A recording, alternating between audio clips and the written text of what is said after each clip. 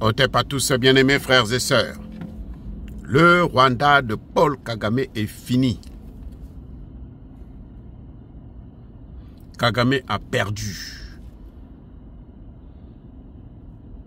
Trump, de son retour du Vatican, a bien précisé. Depuis le Vatican d'ailleurs, qu'il avait précisé qu'il y aura de bonnes choses qui vont arriver en Afrique. Quand il est revenu, face à cette merveilleuse journaliste que nous saluons, angolaise, il a répondu, il a répliqué, il a précisé.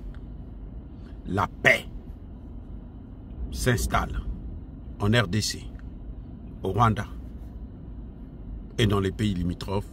On veut parler là du Burundi. Eh oui, c'est d'abord le Burundi. Parce que le maître de l'instabilité, c'est Paul Kagame. Il le sait. C'est un diplomate, il ne peut pas sortir tout ça, même si parfois il est incontrôlable. Il ne se contrôle même pas lui-même d'ailleurs. Mais en tout cas, il ne veut pas avoir les foudres des Africains.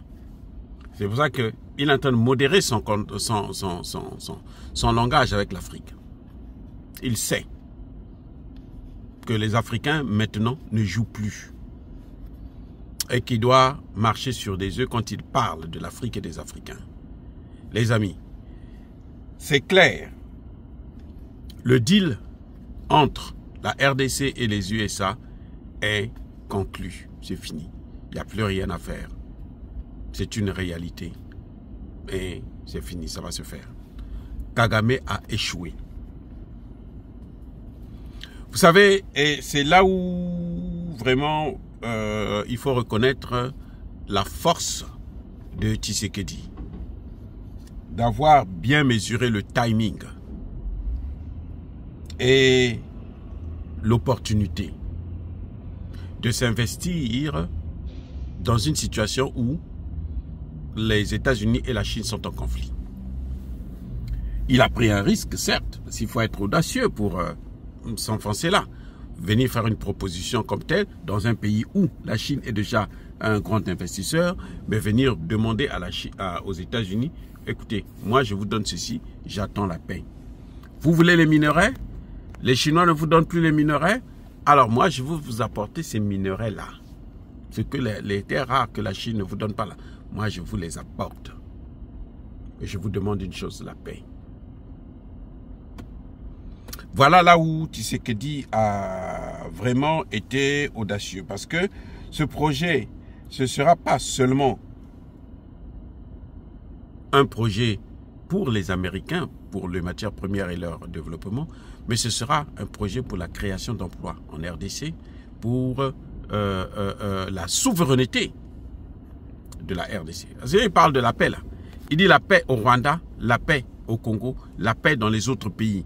Il ne voulait pas citer le Burundi expressément. Parce que c'est le même Rwanda qui est en train de déstabiliser aussi le Burundi. Et donc quand il parle de la paix là, il parle de l'intégrité territoriale. Le Rwanda doit rester au Rwanda. Kagame doit gérer son Rwanda. Et ça c'est aussi une réponse à Kagame qui a insulté ses puissances occidentales. Qu'ils aillent se faire foutre. Eux aussi, ils vont le faire foutre. Oui. Donald Trump précise bien que je pense que vous allez avoir la paix. Mais, vous savez, cette dame a posé une question clé. Vous allez investir 60 milliards de dollars pour le corridor, ou dans le corridor de Lobito. C'est ça la grande perte de Kagame. Lobito là, ça passe ni par le Rwanda, ni par le Congo-Brazzaville, ni par le Burundi, ça passe par l'Angola. C'est la RDC, Angola et puis le port de Lobito. Les amis, c'est ça, c'est ce que j'ai reproché au président de la sous-région. Le développement du Congo est, c'est-à-dire que la clé du développement de la sous-région. Mais nos dirigeants n'ont pas compris ça. Parce que eux, ils ne pensent pas, ils n'ont pas de géostratégie. Ils pensent seulement à leur ventre, que leurs enfants, leurs familles puissent avoir tout ce qu'ils veulent, et puis c'est tout. Tshisekedi, là, a su parler le langage de Trump, lier la politique à la diplomatie et au business. Ben oui. Parce que Trump ne pouvait pas s'intéresser au Congo s'il n'y avait pas d'intérêt. Ils sont foutés éperdument.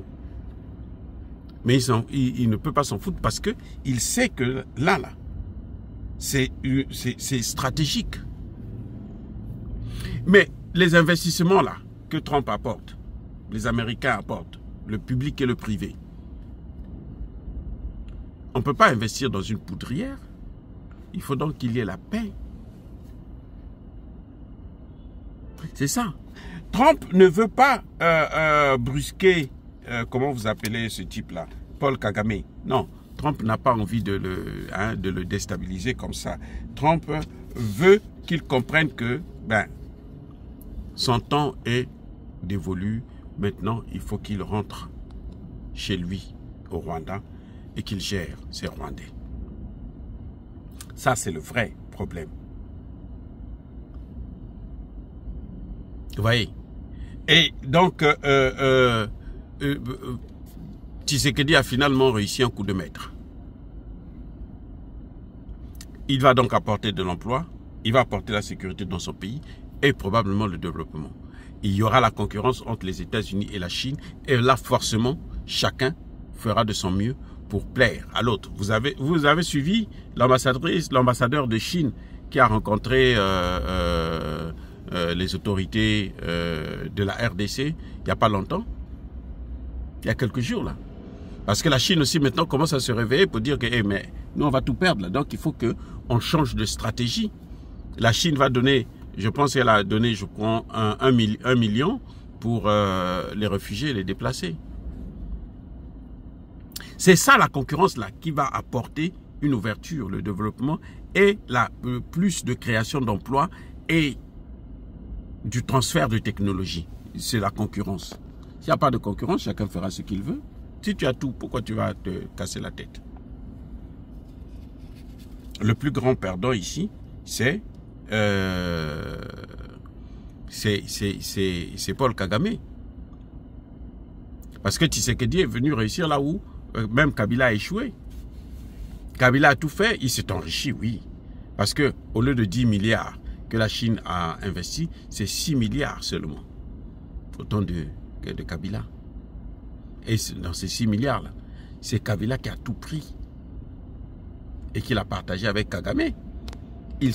Kagame que vous voyez là et Kabila, ce sont des milliardaires en dollars.